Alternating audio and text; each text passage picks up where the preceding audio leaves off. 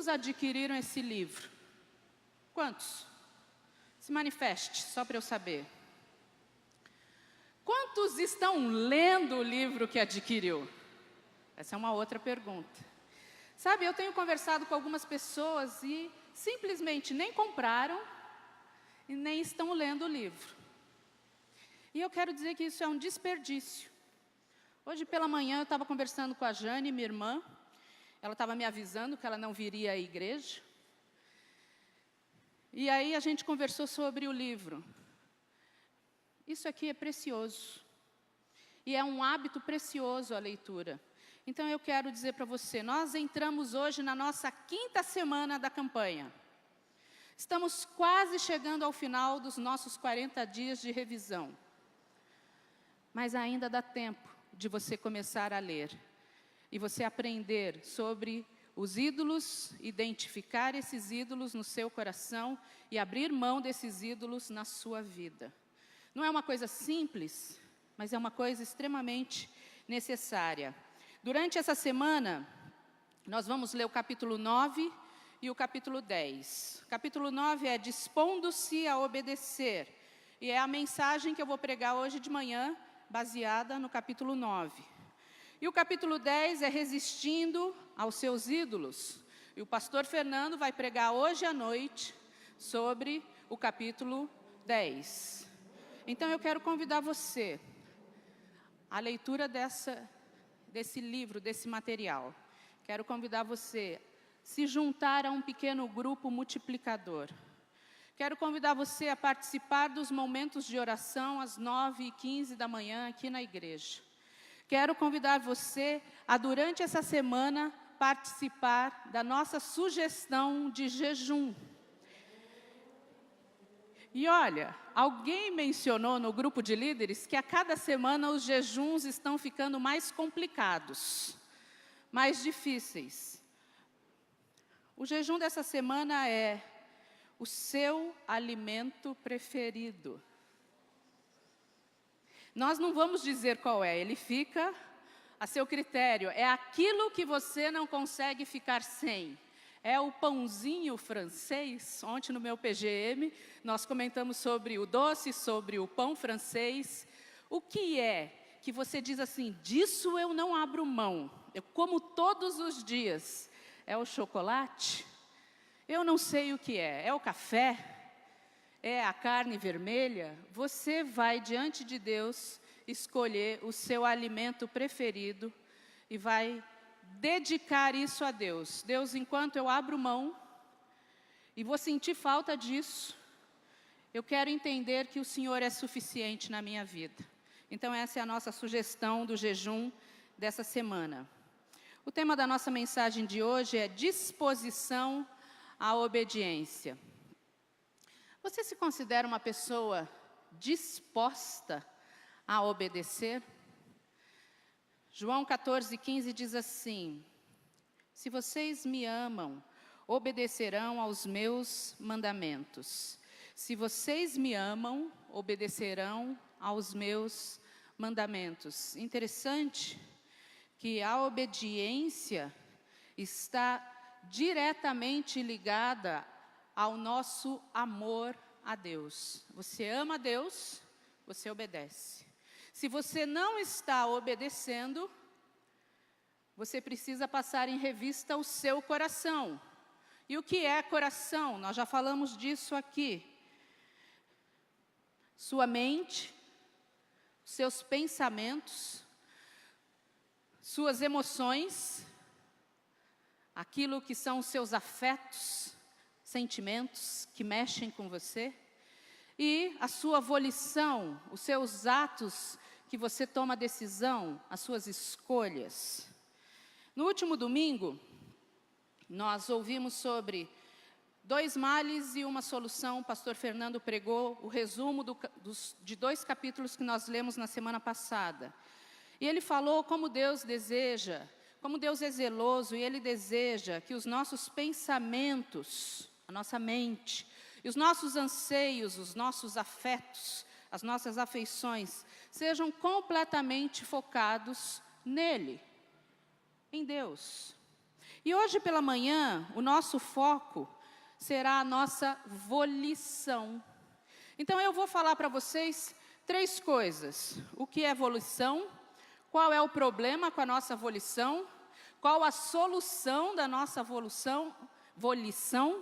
E uma síntese que traz ao nosso coração esperança. Então vamos lá. O que é volição? Nós já falamos disso aqui. Volição é o termo que nós usamos para nos referir às nossas escolhas, às nossas ações decisórias, as decisões que nós tomamos na vida, a escolha, a determinação das nossas ações. Na psicologia, volição é a capacidade em que se pauta o comportamento consciente.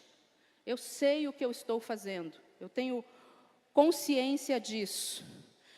Isso determina a conduta para decidir de acordo com as vontades ou motivações individuais. Então, eu vou ler novamente, sem interromper. Na psicologia, a volição é a capacidade em que se pauta o comportamento consciente, determinando a conduta para decidir de acordo com as vontades ou motivações individuais. Então, todas as nossas decisões conscientes, aquilo que nós escolhemos, elas estão baseadas em motivações internas nossas, individuais.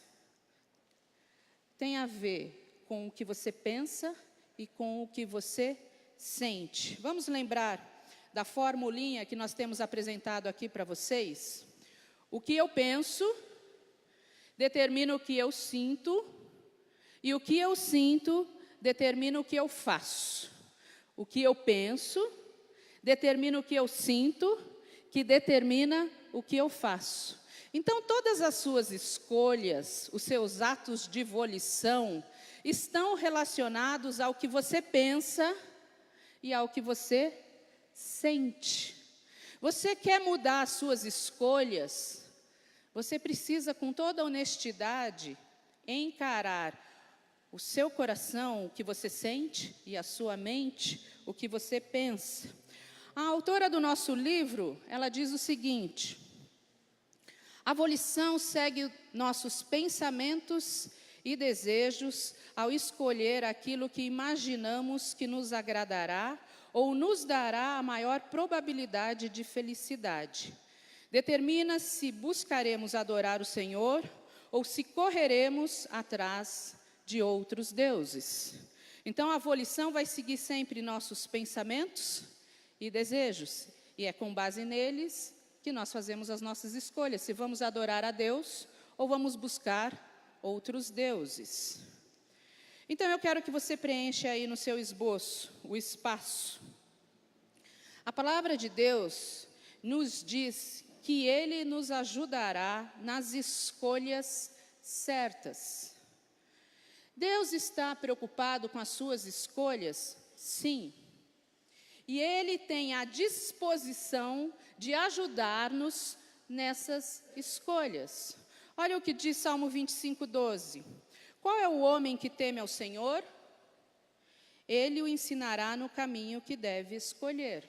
Quando nós escolhemos intencionalmente, de forma consciente, e admitimos o que sentimos e o que pensamos, e falamos para Deus, Ele vai nos dirigir nas nossas escolhas. Mas nós precisamos estar conscientes do que habita dentro de nós. Eu quero que você preencha aí o segundo espaço. A palavra de Deus nos diz que as nossas escolhas revelam quem somos. O que você faz revela quem você é. Olha que texto interessante. Provérbios 20, versículo 11 diz assim: até a criança mostra o que é por suas ações. O seu procedimento revelará se ela é pura e justa. Se até a criança, nas suas escolhas, revela quem ela é, imagina um adulto. que já tem uma longa caminhada aí na vida e conhece artimanhas.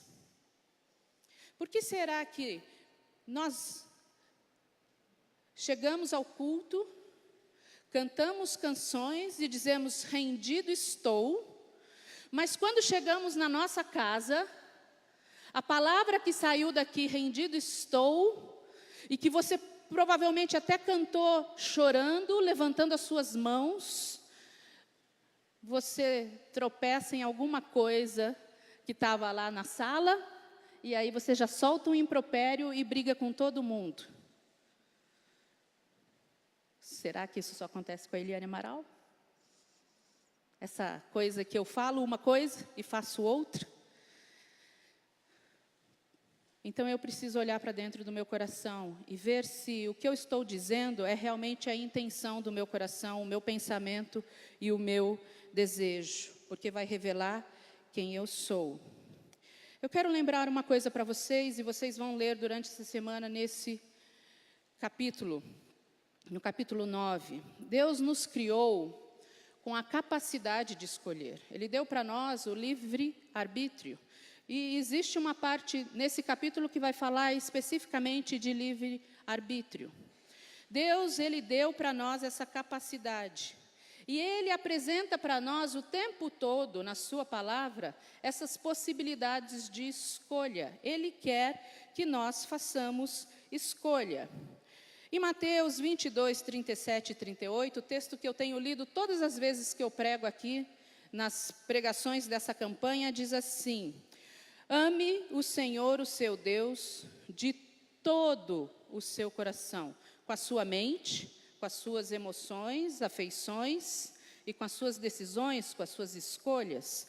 Ame o Senhor, o seu Deus, de todo o seu coração, de toda a sua alma e de todo o seu entendimento. Este é o primeiro e maior mandamento. Deus, Ele quer que nós façamos a escolha por Ele. Você já viu uma mulher reclamando do marido? E diz assim, ele nunca me dá flores. E aí ela reclama para ele. E aí ele vem do trabalho no dia seguinte com um ramalhete.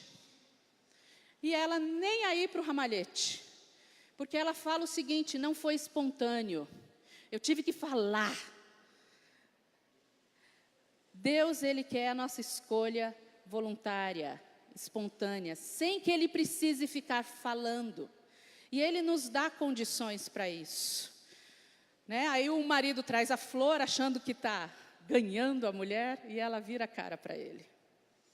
Porque se nós gostamos dessa espontaneidade, de algo que parte do coração, imagina Deus.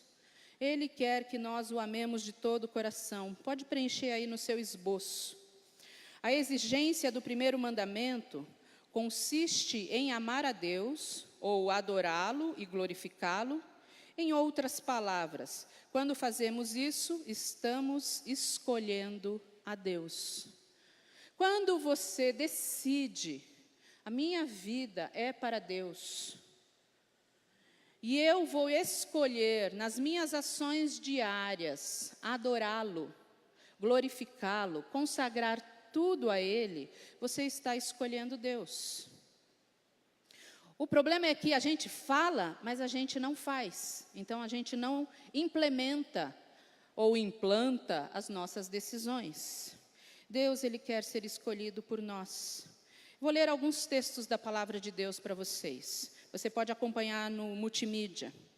Deuteronômio 30, 19, diz assim: hoje invoco os céus e a terra como testemunhas contra vocês, de que coloquei diante de vocês a vida e a morte, a bênção e a maldade. Agora escolham a vida para que vocês e os seus filhos vivam. Josué 24, 15. Se, porém, não agrada a vocês servir ao Senhor, escolham hoje a quem irão servir. Se aos deuses que os seus antepassados serviram além do Eufrates, ou aos deuses dos amorreus em cuja terra vocês estão vivendo. Mas eu e a minha família serviremos ao Senhor. 1 Reis 18, 21. Elias chegou perto do povo e disse: até quando vocês vão ficar em dúvida sobre o que vão fazer? Se o Senhor é Deus, adorem o Senhor. Mas se Baal é Deus, adorem Baal. Porém o povo não respondeu nada. Deus coloca todos os dias diante de nós vida e morte. E nós precisamos fazer essas escolhas de vida e morte, todos os dias, na nossa mente, no nosso coração e nas nossas decisões. Você precisa, eu preciso escolher Deus. Ele quer ser escolhido pela Eliane. Ele quer ser escolhido por você. A autora do nosso livro, ela diz o seguinte: é evidente que Deus colocou uma escolha diante de nós. Podemos escolher agradar a Deus ou podemos escolher insensatamente nosso próprio caminho e obter prazer imediato, porém breve. Provérbios 3, versículos 5 e 6, diz que nós não devemos confiar no nosso próprio entendimento. Nós precisamos confiar em Deus. Pensamentos, emoções e decisões precisam ter como base a nossa confiança em Deus. Isso é bem importante. Então eu falei para vocês o que é volição. E eu acho que você já entendeu que você faz escolhas todos os dias. Você escolheu a roupa que você ia usar hoje. E ela tem base em alguma coisa. Sempre tem. Todos os dias nós escolhemos coisas. Então você precisa saber disso. Todos os dias nós vamos ter diante de nós escolhas a fazer. Segunda coisa que eu quero falar para você. Qual é o problema então com a nossa volição? Nós já vimos o que é volição. E agora então, qual é o problema com a nossa volição? Eu diria para vocês que o problema com a nossa volição é uma questão de DNA.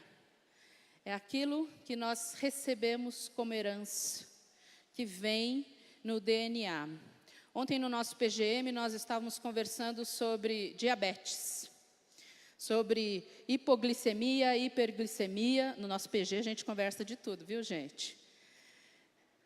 E uma das pessoas do nosso PGM falou assim: essa é a herança, veio no DNA. Toda a minha família tem esse problema. Na minha família, na família do meu pai, porque minha mãe estava dizendo que ela participa do PGM com a gente, ela estava dizendo que ela não tem esse problema. De fato, eu não peguei nada desse DNA da minha mãe, mas o DNA do seu Amaral está todinho na Eliane. E eu tenho que prestar atenção na mesma coisa que essa pessoa do meu PGM estava falando, sobre aquilo que eu como. É uma herança. Muitas vezes eu vou na minha endocrinologista, eu faço acompanhamento periódico e ela fala para mim: o problema está no seu DNA, aquilo que você recebeu de herança. Então o problema está no nosso DNA. Salmo 51, versículo 5 diz assim: eu nasci na iniquidade e em pecado me concebeu minha mãe. Qual é a questão então? Preenche aí no seu esboço. Desde o Éden, o ser humano foi acometido de uma doença que chamamos de pecado. A nossa natureza pecaminosa, ela nos acompanha. A natureza pecaminosa em Adão nos acompanha até hoje. E enquanto vivermos, essa natureza vai estar dentro de nós. Assim como Adão, ele ficou dividido, nós também ficamos divididos. Interessante que na parábola do semeador, fala sobre os solos, os terrenos aonde as sementes caem. Olha o que diz Marcos 4,19. Mas quando chegam as preocupações desta vida, o engano das riquezas e os anseios por outras coisas sufocam a palavra, tornando-a infrutífera. Talvez o nosso coração esteja sendo um solo ruim, que a semente está sendo lançada e não está encontrando condições de penetrar e se tornar frutífero, porque ficamos que nem Adão, divididos com o mundo, com a carne, com o próprio diabo que nos atrapalha, que anda ao nosso redor tentando nos devorar. Então, olhe para dentro do seu coração, seja honesto com você. Eu não posso fazer isso por você. A única pessoa que eu posso fazer isso é por mim mesma. E só eu posso ser honesta comigo mesma e com Deus, e fazer as confissões diante de Deus. Preencha aí também.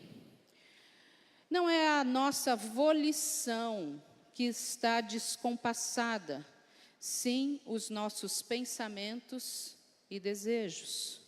Os nossos pensamentos e desejos. Você já prestou atenção no título da nossa campanha? O título da nossa campanha é Desejar Apenas Deus. É uma campanha de 40 dias de revisão com o tema Desejar Apenas Deus. O livro, o subtítulo é Aprendendo a Desejar Somente Deus. Por quê? Porque a sede do que nós decidimos está diretamente relacionado com o que pensamos e com o que sentimos, com os anseios, com os desejos que nós temos. Então, de uma forma muito interessante, a autora do livro fala que o problema não está na nossa volição. Então, a pergunta foi, qual é o problema com a nossa volição? Eu falei do DNA, mas eu diria para você, a sua volição está funcionando como ela deve funcionar. Porque ela foi formada para funcionar com base no que você pensa e no que você sente. Então, você está respondendo de forma coerente com o que você pensa e com o que você sente. Então, não existe um descompasso. O que existe é que, de fato, você tem outros deuses na sua vida. O que existe é que você está ansiando por coisas que Deus não quer que você anseie. Sabe por quê? Preenche aí. Nossa volição está habituada ao pecado. O nosso cérebro, ele cria caminhos. A gente chama isso de plasticidade cerebral. Ele cria caminhos. E quando a gente faz sempre a mesma coisa, a gente fica viciado nisso. Então a nossa mente está viciada nas coisas que nós fazemos para conseguir prazer. A gente se habitua a isso. Então, nós precisamos desconstruir os nossos pensamentos, adquirir novos hábitos, passar pelo desconforto da desintoxicação. O que todos nós precisamos para abrir mão dos nossos deuses, dos nossos ídolos, é passar por uma desintoxicação. E isso causa tremor, mal-estar. E a gente quer desesperadamente voltar àquilo. Nosso pastor falou disso semana passada aqui. E nós precisamos estar atentos a isso. A autora do livro, ela diz o seguinte: nossa volição está funcionando como deve. Está fazendo as escolhas em conformidade com nossos pensamentos e desejos mais preciosos. Nossa volição apenas revela o que está dentro do nosso coração.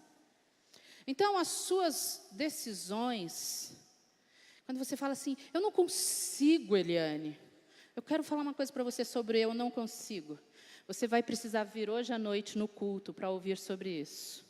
Nosso pastor vai falar sobre pensamentos sabotadores. Ele vai falar como nós resistimos aos nossos ídolos. Então, eu não vou falar para você o que você vai fazer. Você vai vir na pregação hoje às 19 horas. E o pastor vai falar sobre isso. Ou você vai acompanhar pelo Facebook. Mas a questão é, nós precisamos resistir a esses ídolos. Precisamos confrontá-los e criar novos hábitos. Conscientes. É a consciência. Há umas semanas atrás, no Celebrando a Recuperação, nós falamos do passo número 3, a ação de fazer uma entrega. E uma das frases que nós citamos no Celebrando a Recuperação é que não decidir é decidir. Quando você resolve não fazer nada, e você resolve cruzar os braços e falar, não vou me preocupar com isso, eu não vou me preocupar com desintoxicação, em mudar meus hábitos, você já está tomando uma decisão. E a sua decisão não é a favor de Deus, é a favor do seu prazer. Então você já está decidindo. Jonathan Edwards, um homem que falava de Jesus, ele diz o seguinte: um homem jamais, em circunstância alguma, exerce sua vontade de modo contrário a seus desejos, ou deseja algo contrário à sua vontade. Então você precisa, de fato, levar a sério e rever o que está passando na sua mente, o que está dominando os seus afetos, e fazer as escolhas. Escolha agradar a Deus. Falamos do que é volição, falamos de escolhas conscientes, falamos de qual é o problema na nossa volição. Então, em terceiro lugar, qual é a solução para a nossa volição? Você precisa, então, admitir, preenche aí, reconhecer, precisamos reconhecer que há uma batalha interior. É verdade. Falei bem jacariense agora, né? É verdade. É verdade que existe uma batalha dentro de nós. É verdade que nós ficamos guerreando o tempo todo. É verdade. E eu quero dizer uma coisa para você. Essa guerra vai até o final da sua vida. Enquanto você viver. Porque todos os dias você vai ter a oportunidade de fazer escolhas entre vida e morte. Todos os dias será apresentado para você opções de vida e de morte. E sabe uma coisa que eu sei sobre opções de morte? Você não precisa fazer esforço nenhum. Que tem a ver com os pensamentos sabotadores que nós temos na nossa mente. Nós temos dentro de nós uma batalha interior. O pastor já citou hoje aqui pela manhã o apóstolo Paulo. Romanos 7 diz, sei que nada de bom habita em mim, isto é, em minha carne, porque tenho o desejo de fazer o que é bom, mas não consigo realizá-lo. O apóstolo Paulo tinha essa guerra, ele fala, se você lê Romanos, ele vai falar que dentro dele existe uma guerra, o tempo todo. Os desejos, as vontades, os pensamentos estão ali guerreando. E o que ele vivia, nós também vivemos. Então, a solução é você admitir essa guerra dentro de você. É admitir a sua incoerência, a sua inconstância. É admitir que você deseja muitas vezes não fazer nada. É admitir a sua preguiça. É admitir a sua autossabotagem. É admitir o que está dentro de você. A autora do livro, ela diz o seguinte: a verdade a respeito das escolhas que fazemos é evidente. Não escolhemos sempre o Senhor, porque não o desejamos de fato. E não o desejamos de fato, porque não estamos convencidos de que Ele verdadeiramente nos ama e de que encontraremos nossa felicidade suprema nesse amor. Você vai ler isso no capítulo 9, essa semana. A autora fala isso. A questão é, eu duvido de Deus. Será mesmo que Jesus é suficiente? Ou será que é só na minha mente que passa isso? Nós temos dúvidas, porque nós não confiamos plenamente em Jesus. Segunda coisa para você solucionar o problema da sua volição, além de admitir que você tem essa batalha, você precisa reconhecer a sua posição em Cristo. Então preencha aí. Precisamos reconhecer nossa posição em Cristo. Qual é a nossa posição em Cristo? Olha o que diz Colossenses 2, olha que texto lindo. Portanto, assim como vocês receberam Cristo Jesus, o Senhor, continuem a viver nele, enraizados e edificados nele, firmados na fé como foram ensinados, transbordando de gratidão. Tenham cuidado para que ninguém os escravize a filosofias vãs e enganosas, que se fundamentam nas tradições humanas e nos princípios elementares deste mundo, e não em Cristo. Pois em Cristo habita corporalmente toda a plenitude da divindade. E por estarem nele, que é o cabeça de todo o poder e autoridade, vocês receberam a plenitude. Eu tenho neste momento a plenitude de Cristo. E por que eu não vivo em coerência com essa plenitude? Neste momento, você tem a plenitude de Cristo, se você entregou a sua vida e a sua vontade para Jesus. Andrew Murray, ele escreveu um livro que se chama Permanecer em Cristo. E o pastor Carlos McCord, anos atrás, ele falou para mim, eu quero que você leia esse livro. E eu li, e eu participei de grupos de leituras. E durante 2 anos, no Ministério Permanecer, nós lemos diversos livros. E nós tínhamos a tarefa de ler o livro, ir para uma reunião mensal e expor aquilo que o livro falava sobre permanecer em Cristo nas nossas vidas. E um dos livros que nós lemos, e nós lemos 2 anos seguidos, eu dirigi um desses grupos de leitura, foi o livro de Andrew Murray, que chama Permanecer em Cristo. E ele diz o seguinte: estou em Cristo. Vai aparecer para você aí na projeção, pode acompanhar. Estou em Cristo. Esse simples pensamento, pronunciado com cuidado, em espírito de oração e declarado com confiança, remove a dificuldade que surge ao acharmos equivocadamente que ainda há alguma grandiosa conquista a ser alcançada por nós. Não, já estou em Cristo, meu bendito Salvador.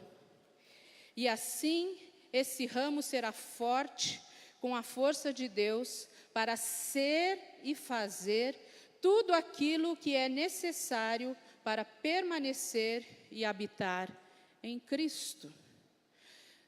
Nós ficamos achando que precisamos de uma nova experiência, de um êxtase espiritual, de algo novo. Você já tem tudo o que você precisa para viver em Cristo. Eu aceito e concordo que Deus traz sobre a nossa vida de tempos em tempos renovo espiritual. E acredito que nós precisamos clamar por isso. Mas tudo o que nós precisamos para viver e escolher diariamente permanecer em Cristo, nós já temos. Tudo o que nós precisamos para viver, permanecer em Cristo, fazendo as escolhas de vida, eu tenho nesse momento dentro de mim. Uma vida perfeita habita em mim. E você vai participar da ceia. E é isso que a gente faz na ceia. É admitir isso. Quando eu como do pão, quando eu tomo do vinho, eu estou dizendo que aquele corpo partido é pão partido, que aquele sangue derramado foi por mim. Então eu tenho a vida perfeita de Cristo Jesus, uma vida perfeita habita em mim neste momento. Então eu preciso apenas escolher diariamente permanecer em Jesus. Qual é a síntese de tudo isso? Que conclusão nós chegamos com tudo isso? Você já viu o que é volição? Você já viu qual é o problema da sua volição? Viu, inclusive, que não há um descompasso entre a sua volição? Ela está funcionando coerentemente. Viu qual é a solução? Que é você admitir a sua batalha interna e você permanecer em Jesus, você reconhecer a sua posição em Jesus. Então, eu quero dizer para você, em quarto e último lugar, é a conclusão que nós podemos chegar. Deus nos dá tudo o que precisamos para escolhê-lo. Hoje de manhã, quando você acordou, tudo o que você precisa para fazer a sua escolha consciente e escolher Deus, você já tem em você, se você já se entregou a Jesus. A plenitude de Cristo habita em você. Filipenses 2,13, na Bíblia Viva, diz assim: porque Deus está operando em vocês o desejo de obedecer-lhe e a realização daquilo que Ele quer. É Deus que opera em nós. É Deus que opera em nós. Ele está neste momento, na posição que você tem em Cristo Jesus, trabalhando a seu favor. Trabalhando ao meu favor. O que eu preciso é acessar isso, é ter acesso a isso. Estava falando no Celebrando a Recuperação, umas 2 semanas, e eu falei de algo que eu descobri no meu celular há pouco tempo. Um recurso do celular, e eu tenho esse celular há mais de 1 ano, e que eu nunca tinha feito uso dele. Por quê? Porque eu não explorei tudo aquilo que eu podia explorar o meu equipamento, o meu instrumento ali que eu uso para trabalhar, inclusive. E muitas vezes nós estamos fazendo a mesma coisa com Deus. Mas só tem um jeito de eu conhecer a Deus, é buscar a Deus todos os dias. É buscar a Deus todos os dias. A nossa autora do livro, ela diz assim: a disposição de Deus de continuar a realizar em nós tudo o que Ele deseja é a nossa única esperança. Nosso crescimento em santidade está nas mãos dEle e podemos descansar ao mesmo tempo em que trabalhamos, certos de que Ele está empenhado em realizar a transformação interior pela qual ansiamos no tempo dEle, ao cooperarmos pela fé. Deus é que vai nos santificar. Não é obra minha a santificação. Por mais que eu faça coisas, que eu me abstenha de coisas, eu não me santifico. É obra de Deus. Deus é quem nos santifica. É Ele que traz para nós a santidade. Mas existe um trabalho nosso. Nós somos cooperadores de Cristo. Existe uma parte que Deus deixa para nós fazermos. Se você pegar só a primeira parte, de que Deus faz a sua santificação, você vai chegar todos os dias na sua casa, sentar no sofá, ligar a televisão e emendar ali, ó, Jornal Nacional, Sétimo Guardião, Big Brother, e assim vai, altas horas. E você vai. Só que isso não vai mudar você. A sua decisão é de continuar do jeito que você está. Mas Deus não está trabalhando? Está. Deus nunca deixa de fazer o que Ele promete para nós. Ele está.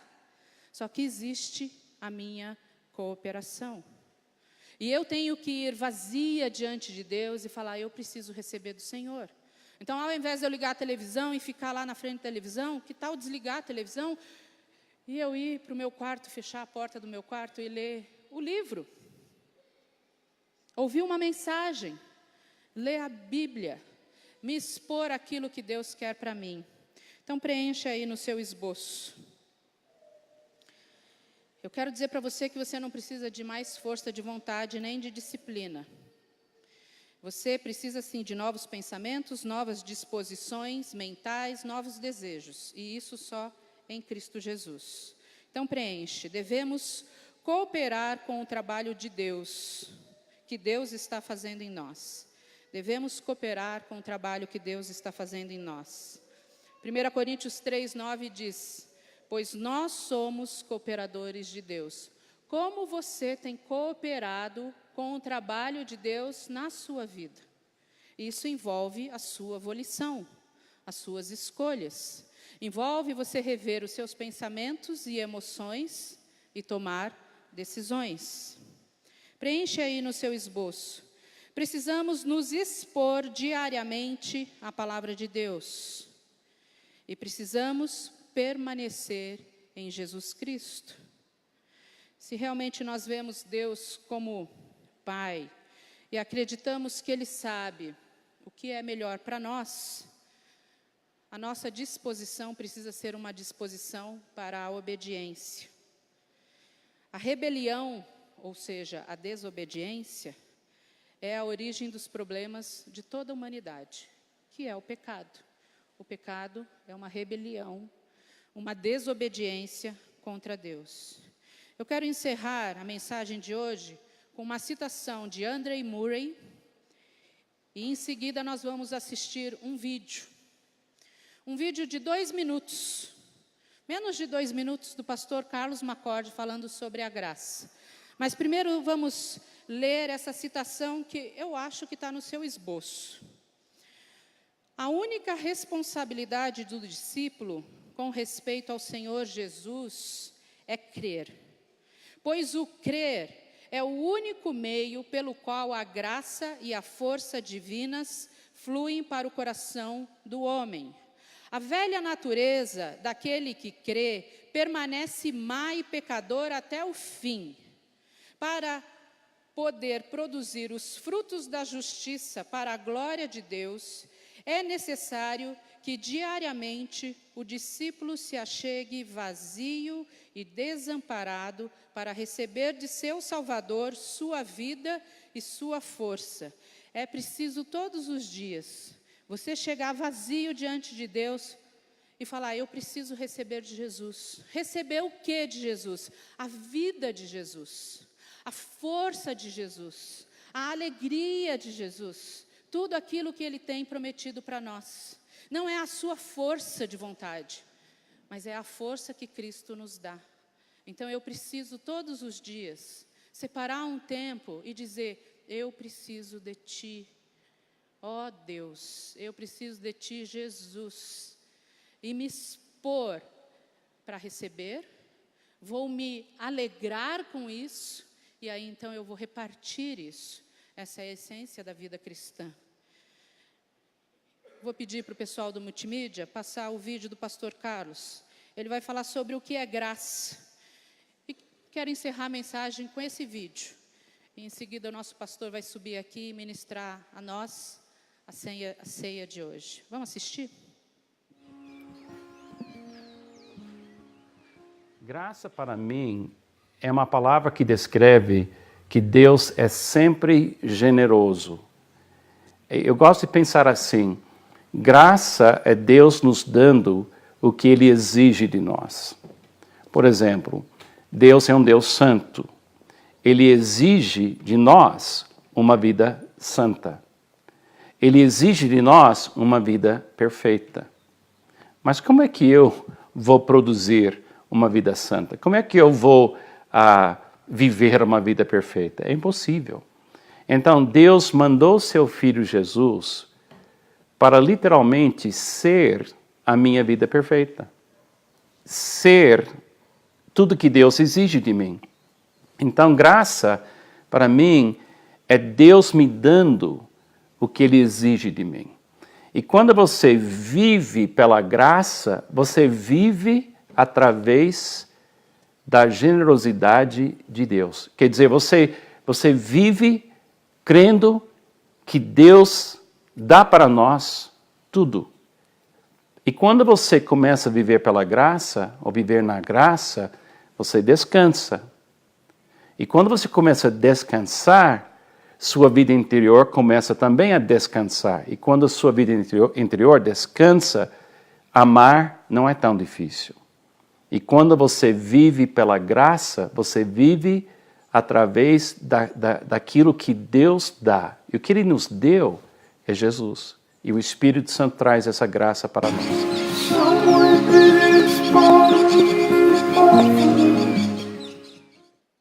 Coisa maravilhosa. Tudo o que Deus pede, Ele nos dá condições. Nós não alcançamos por nós mesmos, mas nós podemos desfrutar de tudo aquilo que o Senhor nos dá.